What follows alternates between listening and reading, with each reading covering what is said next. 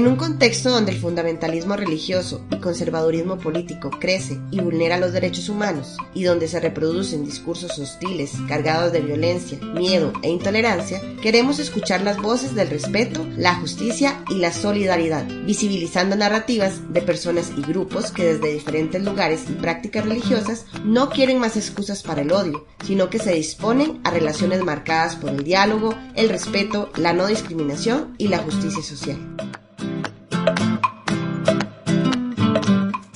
Diálogos Impensados, Hablemos desde la Esperanza, es un espacio seguro de encuentro y diálogos sobre temáticas y experiencias de vida que supondríamos opuestas o que creeríamos difícilmente se sentarían a conversar, pero que tienen en común el trabajo por la defensa de los derechos humanos y de la tierra.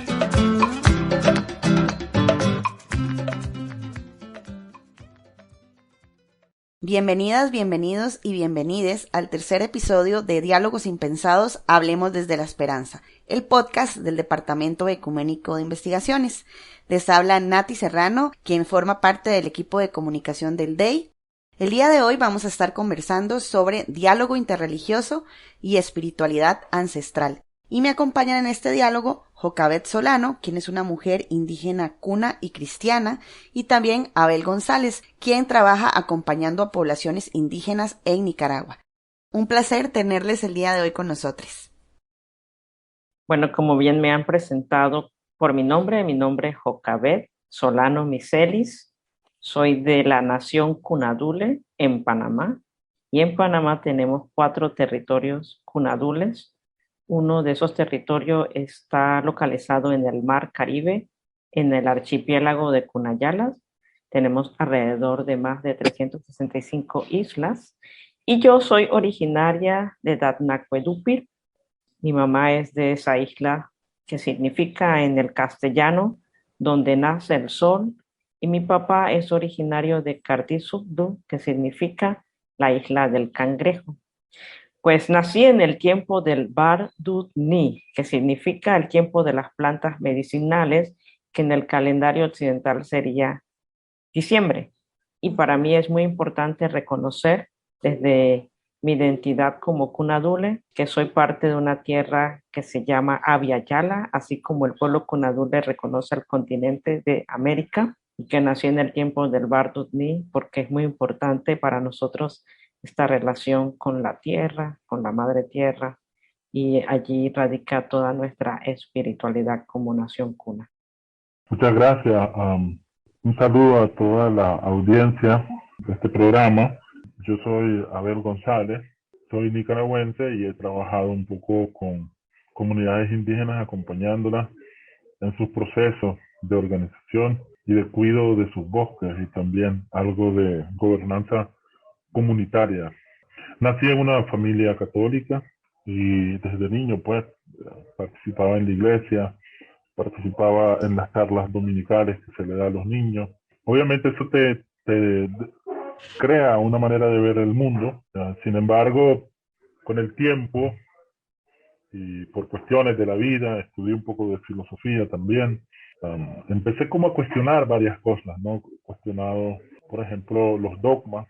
Hay un filósofo muy famoso que se llama Bertrand Russell que dice que aquellos espacios donde no está permitido el disenso no son sanos, no permiten el crecimiento del espíritu y el conocimiento humano. Entonces yo decía, ¿cómo la iglesia puede permitir que creamos por sí o sí? Pues, pero también en nuestros países ha habido mucho, en general en el mundo, ¿no? Todo este tema de la pederastia y algunas situaciones en nuestra historia como pueblos indígenas, con la iglesia siendo parte del proceso de colonización. Yo terminé como un tiempo alejado, ¿no? Pasé más de 10 años que no quería saber mucho ya, cuando entré como en mis 20 años más o menos. Pero después entendí también que la espiritualidad como seres humanos es una cuestión fundamental. O sea, he vuelto a la iglesia, he vuelto a pensar un poco cuál es mi lugar en este mundo. Yo creo que la espiritualidad también nos permite darle un sentido de trascendencia a nuestra propia existencia, ¿no? De dónde venimos, para dónde vamos, quiénes somos, en qué creemos, en qué valores tenemos. Es difícil entender a un ser humano sin creencias, ¿no? Es importante tener alguna orientación, algún norte, y eso para mí, pues, de alguna manera, el cristianismo en general es un marco para tenerlo en cuenta, pero también últimamente he estado como con una visión un poco más amplia, tratando de entender algunas cosas del budismo, tratando de entender algunas cosas también de la espiritualidad indígena tan amenazada en nuestra historia. También algunas cosas del Corán que me parecen sumamente interesantes. Así que estoy como en una visión un poco más amplia, con curiosidad, con una mente abierta, para darle una nueva dimensión, digamos, más madura y una visión de trascendencia a mi vida espiritual. Existe una percepción de que las creencias y las prácticas de las comunidades originarias o los pueblos indígenas son demoníacas o son prácticas que adoran a dioses falsos o que es brujería desde el cristianismo, ¿no? ¿Cómo han experimentado este tipo de acusaciones o este tipo de sospechas cuando están en la búsqueda de esa espiritualidad o la reivindicación de esas espiritualidades que también son válidas y que forman parte de las culturas ancestrales? Hay un elemento muy importante, fundamental a la colonización política, a la colonización cultural, a la colonización religiosa en América Latina, y es el desconocimiento del otro. Y para que el otro asimile una manera de ver la vida, una cosmovisión, que es la que llegó con los europeos. Sí. Y esa visión incluye obviamente al cristianismo. Entonces, el desconocimiento del otro o de la otra edad termina también desconociendo no solo la identidad de esa persona, sino también su creencia, sino también su manera de ver el mundo, sino también tanto la iglesia, la religión católica de manera particular, pero el sistema de colonización en general ha atacado mucho en nuestra historia la religiosidad. Y obviamente un pueblo que tiene una religiosidad fuerte, una religiosidad propia, también tiene capacidad de tener una manera de ver la vida y una manera de plantearse la sociedad alterna al sistema dominante. Y obviamente que la colonización lo que va buscando es la homogeneización cultural, que haya que no haya esta diversidad cultural. Entonces, en ese sentido, en toda nuestra historia, los pueblos indígenas han sufrido un avasallamiento, digamos, cultural, externo, para desaparecer varias cosas y entre eso sus creencias religiosas. Y eso ha significado la satanización, la criminalización de líderes religiosos importantes. En un momento de nuestra historia, muchos líderes eran también líderes religiosos, pero también líderes políticos. A muchos se les asesinó, se destruyeron sitios sagrados, o prácticamente se invisibilizaron y se dejaron de atender. Incluso hay un elemento muy importante que vincula la práctica de la espiritualidad con la práctica de la medicina tradicional. Entonces eso también se ha satanizado mucho. Sin embargo, hay un proceso de resistencia cultural, yo diría histórica, pero también orgánica, donde uno ve claramente que hay muchas prácticas de religiosidad que aún los pueblos conservan, y muy importante también aún las prácticas también de medicina ancestral. Lo interesante es que el discurso y la narrativa ha cambiado, la forma de colonización también ha cambiado. Hoy ya no tenemos una colonización meramente externa, es distinta a la colonización externa de hoy en día. Sin embargo, hay un proceso de colonización interno en nuestros países muy fuerte, continúa desapareciendo culturas, generando procesos violentos de asimilación y de etnocidio cultural. Y entonces los pueblos han logrado sobrevivir y mantienen algunas prácticas que son sumamente interesantes. Y para mí, las prácticas de medicina tradicional vinculadas a espiritualidad indígena son bastante claras, pero también la gente ha adoptado como un eclecticismo, digamos, cultural, en el sentido de que la misma persona que, por ejemplo, un sábado estuvo en una clínica pasando una consulta con un doctor del sistema de salud convencional y haciéndose un examen, el domingo puede estar en la iglesia rezando por su salud, por el mismo problema, y el lunes podría estar visitando a un médico tradicional y bañándose con plantas, haciendo oraciones a la madre tierra y ese tipo de cosas, ¿no? Entonces ahí también en nuestras comunidades, gente pues que uno claramente identifica como actores culturales importantes, y entonces están los médicos tradicionales, pero también hay otras figuras, por ejemplo, miembros del Consejo de Ancianos, tanto mujeres como varones, que se encargan de llevar a cabo un tipo de lamento cuando alguien fallece en la comunidad. Por ejemplo, en el pueblo Miskito eso es muy evidente, en algunas comunidades del pueblo Mayagno también, en Nicaragua, y ese tipo de prácticas están muy vinculadas a la religiosidad, a la espiritualidad, a nuestras prácticas espirituales ancestrales, pero de alguna manera también conectado a esa idea del dolor frente a la pérdida de un ser querido, pero también un sentido de trascendencia, ¿no? En Abya Yala, como ya me referí, es el continente como el pueblo cuna reconoce América. Hay muchas espiritualidades, de las más ancestrales y las nuevas hoy día. Sin embargo, en un continente tan plural como el de Abya Yala, también reconocemos que hay mucha ignorancia y desconocimiento de las ancestralidades indígenas como de las nuevas espiritualidades que emergen.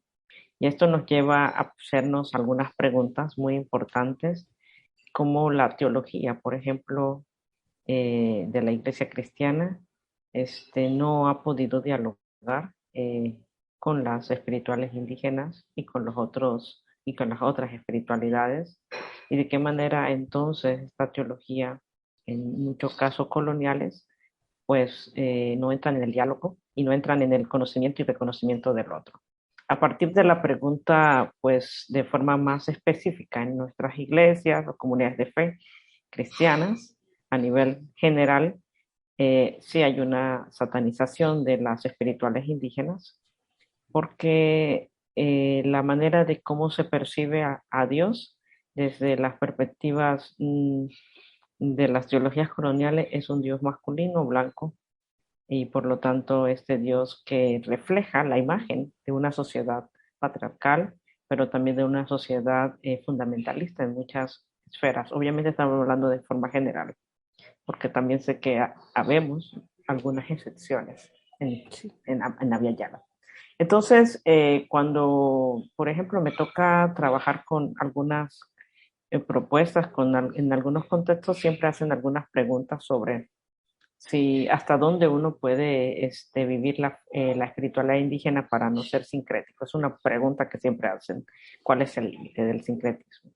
Y lo otro es, algunos, aún por no entender las ceremonias indígenas, simplemente lo ven como brujería, y no necesariamente como una manera de entender la vida y la fe desde una propuesta y sabiduría, y por lo tanto también epistemológica, que tiene un sentido más cercano a la relación con la tierra y también con la divinidad. Entonces, sí, nuestra experiencia muchas veces es que se niega la identidad de los pueblos indígenas a raíz de una verdad fundamentalista, y por lo otro lado esta negación de la identidad indígena también se ve presente en sus prácticas cuando uno pues se hace seguidor de Jesús. Pues en algunas iglesias se les pide que deben entrar a la nueva vida, porque dicen que en Cristo somos una nueva criatura, ¿no? Y las cosas viejas pasaron y aquí todas son hechas nuevas.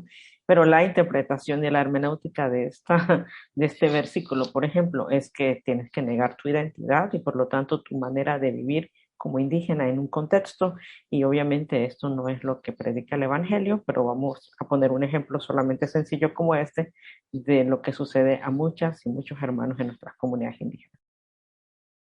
Una pensaría que el cristianismo, ahora que estábamos hablando de este reconocimiento de una historia de colonización, de saqueo, de imposición, de violación, ¿no? No puede tener una conversación abierta con las espiritualidades originarias. ¿Pueden dialogar el cristianismo con las espiritualidades originarias? ¿Cómo ha sido la experiencia en ese diálogo?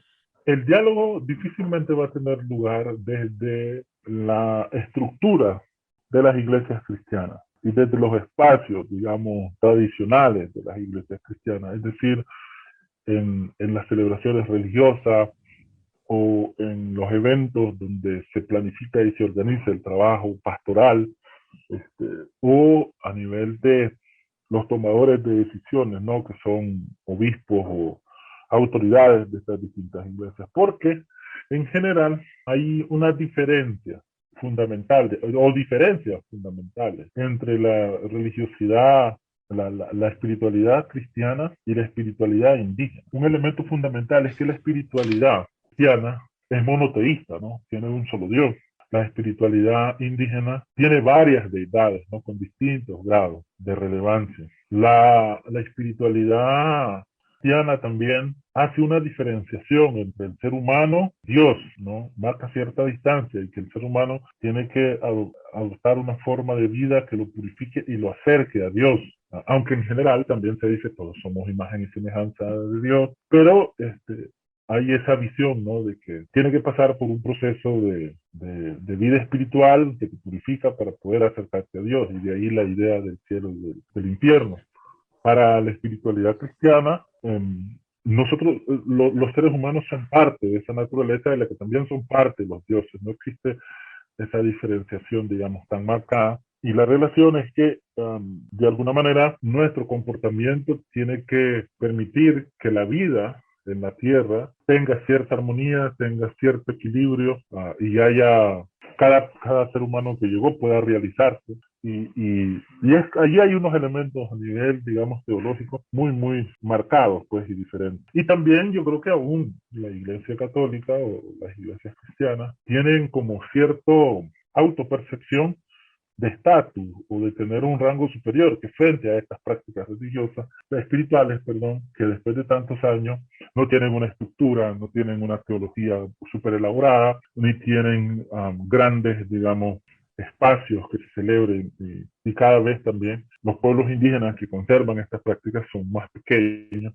y se les mira más bien como una cuestión de, no es correcto el término que voy a usar, pero como un residuo cultural, pues, que va quedando de lo que eran los pueblos indígenas, cuando no debería de ser así. Sí hay un diálogo, creo yo, fuera de las iglesias. Individuo que va a la iglesia es el mismo individuo que es indígena, que tiene un bosque, si quiere conservarlo, vive también un poco en esos dos mundos, ¿no? Y ahí es donde se da ese diálogo, que no es un diálogo elaborado, no es un diálogo promovido, no es un diálogo, digamos, que tenga una estructura, que tenga una finalidad, pero es en la vida misma, ¿no? Que te va permitiendo cuestionarte cosas. Entonces, tomará su tiempo, pero yo creo que estamos en un momento en que, debido también a la cantidad de crisis y de desafíos a los que están enfrentados los pueblos indígenas, hay un proceso, digamos, en marcha, donde los pueblos indígenas van a retomar su espiritualidad indígena como uno de los fundamentos de su identidad, pero también de su resistencia cultural para poder permanecer en el tiempo como pueblo.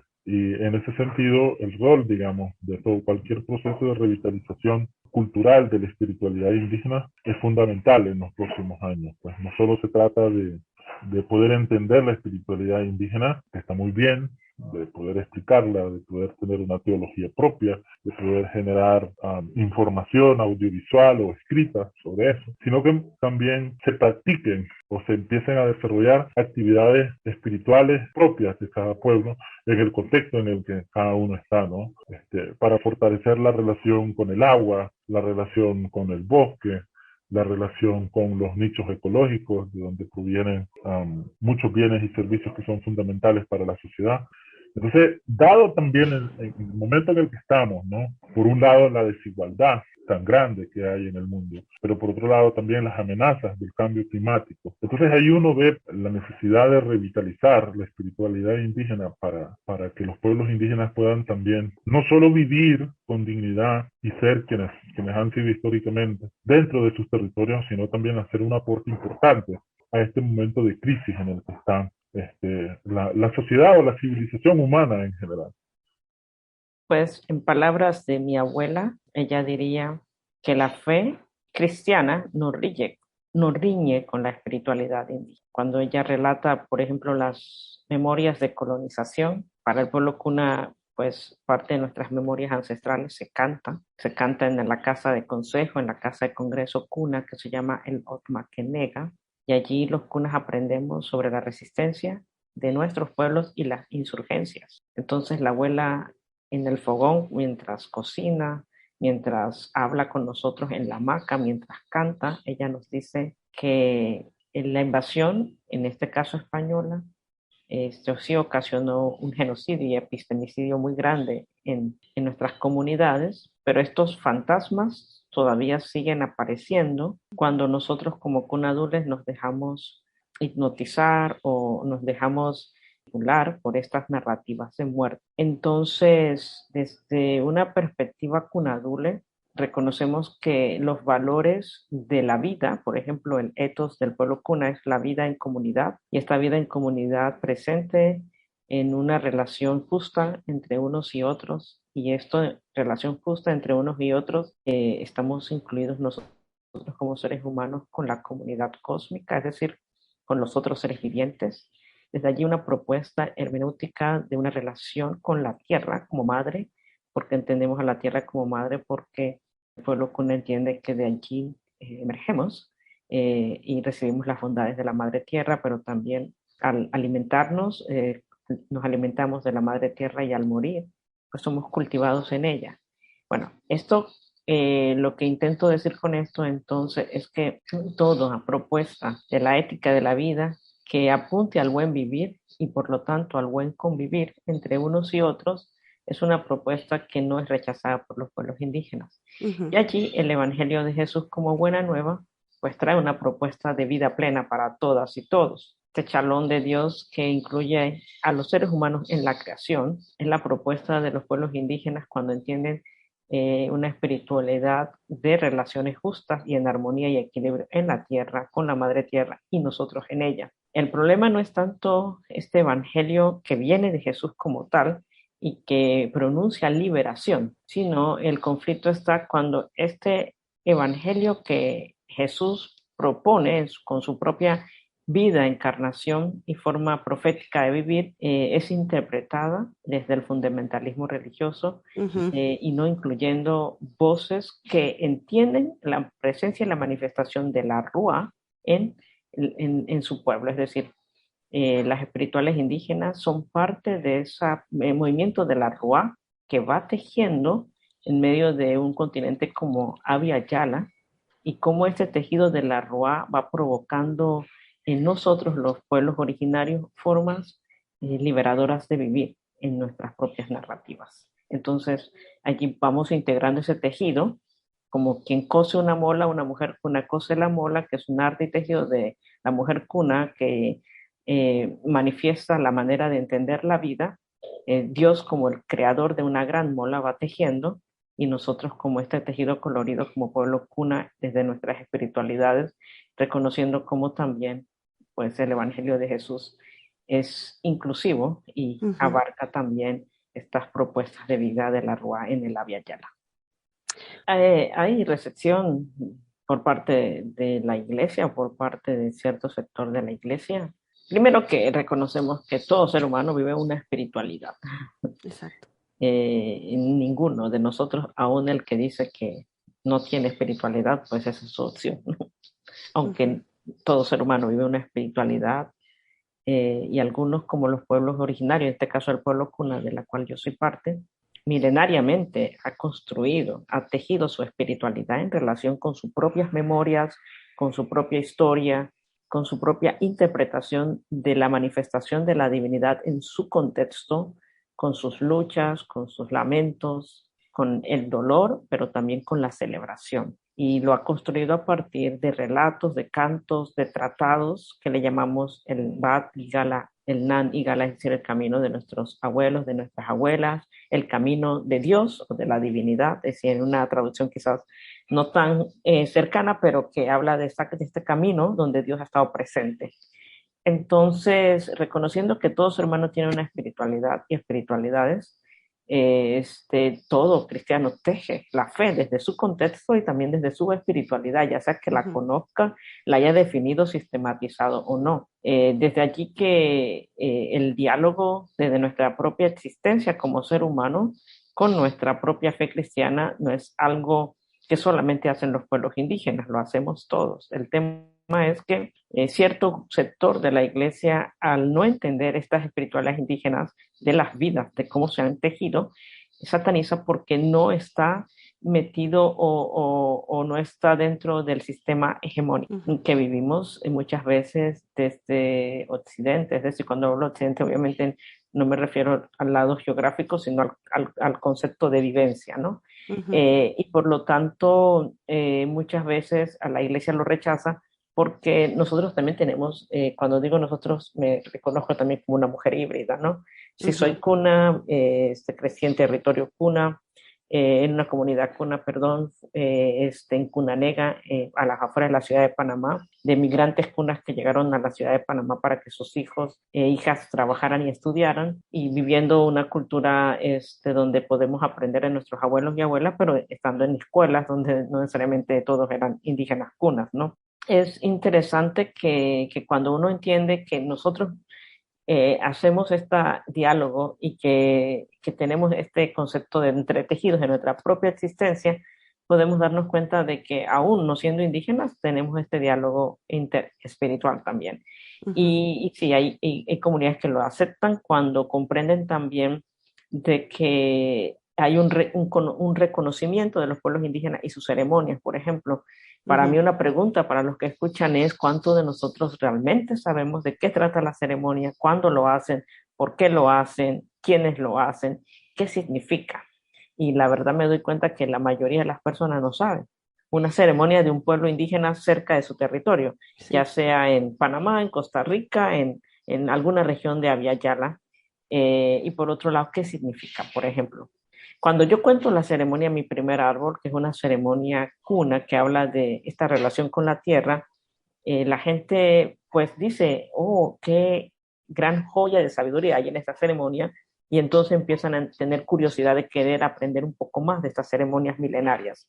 Por ejemplo, la de Primer Árbol, porque trata de cuando un bebé nace, se toma la placenta, el cordón umbilical y se cultiva el árbol con una semilla de un fruto nativo del área. En el caso nuestro, a veces sembramos el coco, la semilla del coco. Entonces, cuando el bebé nace, se hace una ceremonia donde la comunidad reconoce el nacimiento del bebé, pero también nuestra relación al cultivar la semilla con la tierra, al cultivar la semilla con la madre tierra, con las relaciones de la comunidad humana cuna y la comunidad no humana, de los seres vivientes, cósmica, nuestra relación con la divinidad y nuestra relación de memoria con nuestros ancestros que fueron cultivados en la tierra. Entonces, el pueblo cuna dice, ahora estamos unidos una vez más con el cordón umbilical de la tierra, así como el bebé está unido con el cordón umbilical de su mamá.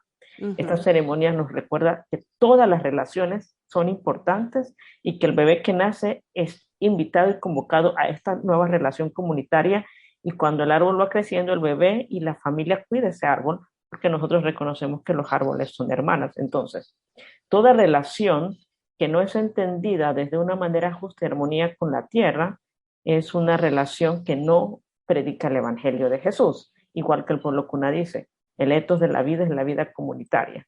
Entonces, cuando la gente empieza a comprender de que estas ceremonias sustentan esta etos de vida comunitario, que realmente apela a una vida comunitaria de justicia y de equidad, entonces empezamos a romper estas narrativas de muerte con narrativas de vida y hacer una contrapropuesta de otras maneras de alternativas de vivir. El programa de hoy trata sobre el diálogo interreligioso y la espiritualidad ancestral. Entonces, como cerrar haciendo una reflexión sobre por qué es importante que se generen estos diálogos interreligiosos y entre espiritualidades ancestrales hoy. ¿Qué elementos esperanzadores nos dan la posibilidad de sentarnos y dialogar más allá de verlos como prácticas demoníacas o prácticas que ya pasaron en el tiempo o prácticas que no nos pertenecen? ¿Por qué es importante que se generen estos diálogos?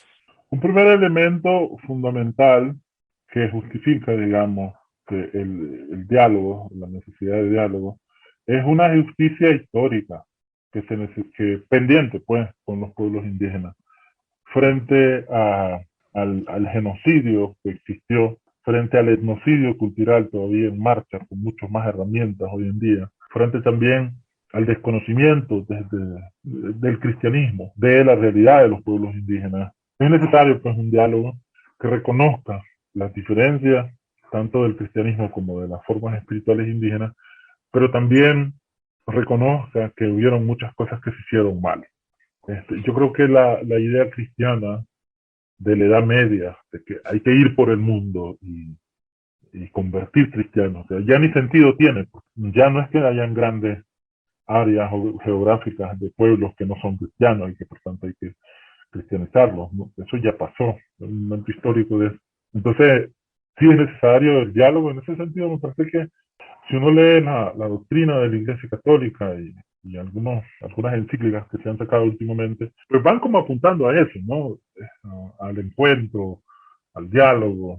Y sin embargo, como dice la sabiduría popular, del dicho al hecho hay mucho trecho, ¿no? Entonces hace mucha falta todavía que a nivel de los territorios, a nivel de las comunidades, a nivel de las ciudades, se pueda tener ese tipo de encuentros para reconocer esa necesidad de esa justicia histórica.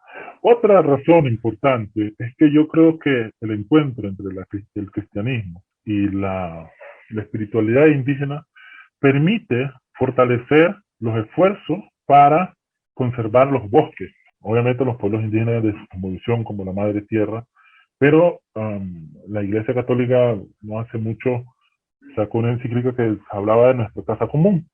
Sí. Y parte de la preocupación es precisamente esa, ¿no? De cómo conservamos lo que queda en el planeta y no dejamos que el interés por la capitalización infinita termine acabando con los que son fundamentos de la vida en la Tierra, ¿no? Esa capacidad de los bosques para generar servicios ambientales, sin los cuales no podemos vivir, como el agua, el equilibrio ambiental que se necesita para que no hayan huracanes tan extremos, por ejemplo, o no hayan desequilibrios a nivel de clima, con sequía, con inundaciones, todo el deshielo en los polos y muchos otros problemas. Entonces, yo creo que ese encuentro puede permitir poder avanzar también desde las distintas denominaciones espirituales en fortalecer los esfuerzos, digamos, de la sociedad en general para cuidar mejor lo que queda de bosque y poder también restaurar otras áreas de bosque donde no hay, donde existe la necesidad pues de recuperar importantes áreas que en algún momento eran bosque y hoy en día quizás están destruidas, ¿no? Otra cosa importante, yo creo que el diálogo o el encuentro entre estas visiones religiosas tan distintas puede permitir a la construcción de una cultura de paz. De repente en América Latina parece que estamos pasando por tiempos muy difíciles, ¿no? Donde hay mucho conflicto en todos los niveles, ¿no? Por un lado hay crisis política, la comunicación entre el Estado y la ciudadanía se ha roto, parece que el contrato social de nuestros países no funciona, entonces hay mucha inestabilidad, pero por otro lado aumenta la pobreza, aumenta los desplazamientos y la migración, aumenta también el narcotráfico, aumenta la inseguridad con la trata de personas, vemos casos muy dolorosos, digamos, de desapariciones de mujeres de todas las edades casi. Entonces, hay una sociedad muy violenta, ¿no? ¿Cómo poder contribuir a construir unas sociedades más justas, más pacíficas? Yo creo que ese diálogo también podría generar elementos en ese sentido. Y también, muy importante, otro elemento es cómo este encuentro religioso invita también a que haya mayor coherencia a nivel individual entre nuestras creencias y nuestras formas de vivir la vida. Yo creo que eso es, digamos, estamos viviendo una época de, como lo llaman, ¿no? Sigmund Bauman, un filósofo de estos tiempos que falleció no hace mucho, que hablaba de la posverdad. Entonces vivimos tiempos, digamos, donde la desinformación es la norma, los discursos de odio es la norma y hay mucha incoherencia. La gente en las redes sociales muestra una imagen y en la práctica es otra cosa. La gente prefiere aparecer en una historia o en un reel de Instagram con el último teléfono, pero quizás no tienen para la comida de ese día, frente a todo ese mundo paralelo que se está creando y que va de manera vertiginosa. También como el ser humano encuentra coherencia. Si uno ve las tradiciones espirituales que de hoy en día, pero también de distintos momentos de la historia, quizás una de las lecciones más importantes que nos ofrecen es la coherencia. La coherencia entre lo que sentimos, entre lo que hablamos, entre lo que pensamos, entre lo que hacemos, que determina lo que somos, ¿no? Entonces, yo diría que esos 4 elementos son fundamentales para avanzar en ese sentido a través de este encuentro entre el cristianismo y las tradiciones espirituales de los pueblos indígenas en América Latina.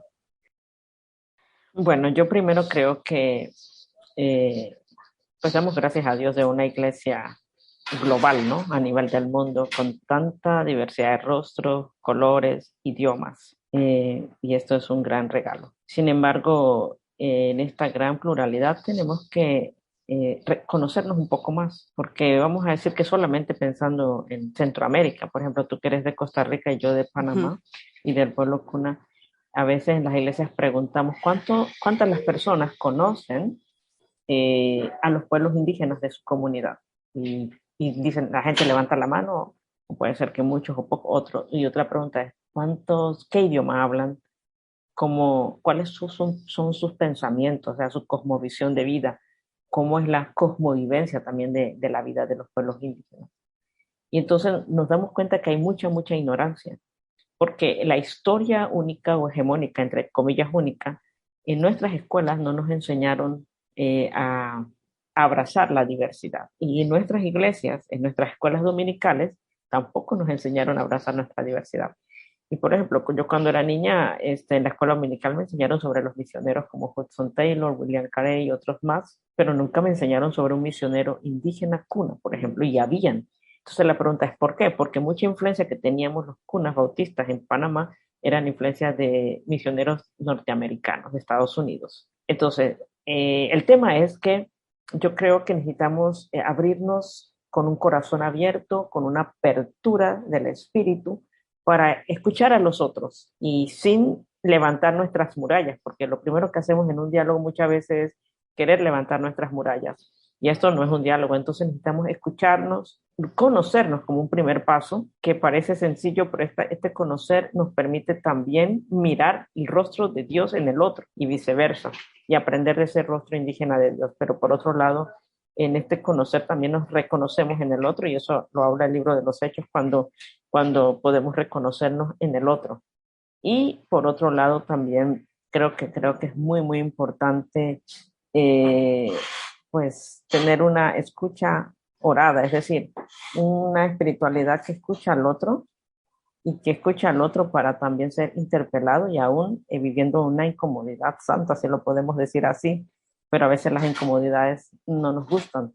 ¿Por qué? Porque las incomodidades nos mueven del lado cómodo para abrirnos a otras posibilidades. Yo creo que eso hace el Espíritu de Dios cuando realmente queremos conocer a otros. Y yo pienso que pues estos espacios de diálogo, que tienen que ser diálogos que reconozcan que todos podemos estar en una mesa para preparar el alimento, para servir la comida y alimentarnos de ese alimento, tiene que ser comunitario, pero para eso se necesita tiempo, esfuerzo, escucha, conocer, reconocer, dialogar y por lo tanto aún hacer un cambio de metanoia de nuestros procesos de construcción, de cómo entendemos la fe y la fe de otros. Y cuando entendemos que somos imagen y semejanza de Dios y cuando entendemos que el otro también tiene lo divino de Dios, cuando el otro tiene un don y regalo especial de Dios, cuando entendemos que los pueblos originarios tienen algo que hablarnos de la presencia de la divinidad, entonces podemos reconocernos como humanos que están en ese tejido mayor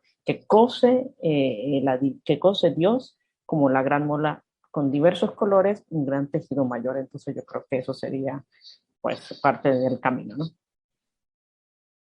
Muchas gracias, Abel, muchas gracias, Jocabet, por este diálogo del día de hoy tan importante y tan interesante, tan amplio, que nos invita a seguir conversando sobre la importancia del diálogo interreligioso, las espiritualidades ancestrales y los pueblos originarios.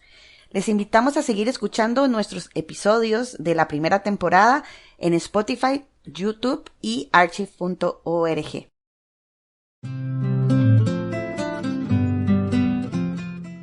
Diálogos Impensados, Hablemos desde la Esperanza, es una producción del Departamento Ecuménico de Investigaciones.